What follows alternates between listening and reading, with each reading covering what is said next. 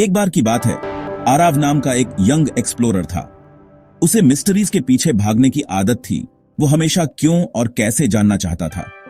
और इस बार उसका दिल इजिप्ट पर आ गया था, एंशिएंट सीक्रेट्स की जमीन और गीजा के माइटी पिरामिड्स पर। जिस दिन वो पहुंचा, डेजर्ट एंडलेस लग रहा था।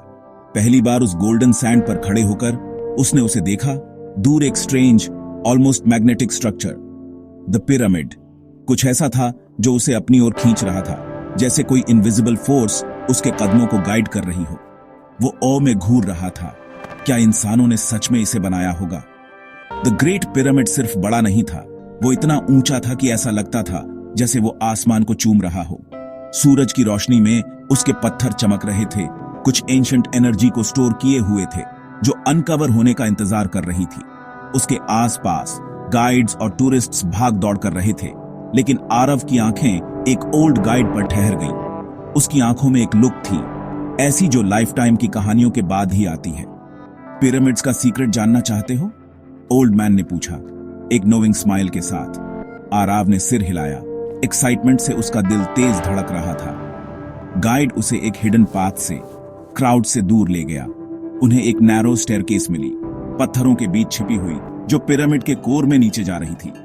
दीवारों के साथ मिस्टीरियस पिक्चर्स टॉर्च लाइट में चमक रही थी, सेलेस्टियल बॉडीज, ट्रायंगल्स और एक शाइनिंग आई। ये सिर्फ डेकोरेशंस नहीं है, गाइड ने फुसफुसाया, ये क्लूज हैं।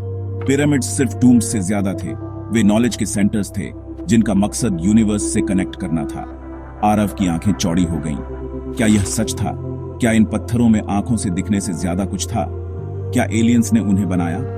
आरव ने ब्लर्ट किया, आधा मजाक में, आधा सीरियस होकर। गाइड ने एक गहरी सांस ली। कुछ लोग कहते हैं कि इंसानों ने यह अकेले नहीं किया होगा। कल्पना करो कि इतने बड़े पत्थरों को खींचना, उन्हें इतनी प्रिसीजन से स्टैक करना, आज भी यह लगभग इम्पॉसिबल है।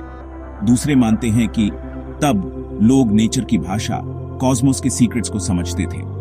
वे एक दीवार पर पहुंचे जो एक डोर जैसी लग रही थी। कोई हैंडल नहीं, कोई लॉक नहीं, लेकिन हवा भारी थी, जैसे समय खुद वहां इंतजार कर रहा हो।